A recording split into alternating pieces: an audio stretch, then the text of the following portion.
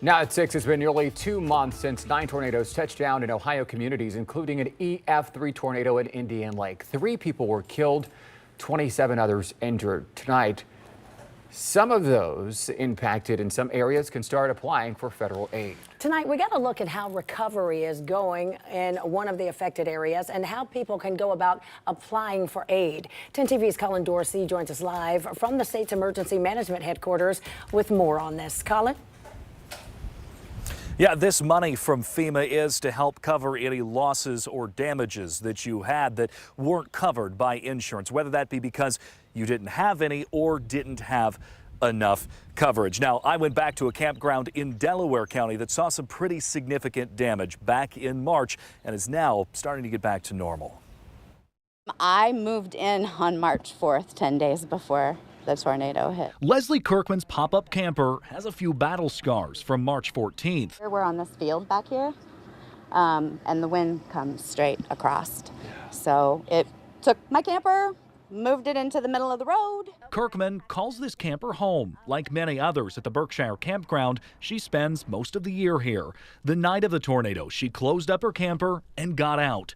This is what she came back to. The guys on the corner there by the lake, they just took those out 3 days ago. The ones that were devastated. They were crazy. Many people here were insured, several in new campers. For those who don't have insurance, this is where FEMA aid comes in. I think it's important to recognize that we're here to help people. FEMA's Craig Browning says they're here to pick up where insurance or your own money left off. Not every disaster is the same. And that goes to the survivors, right? We need to hear your story and how this impacted you.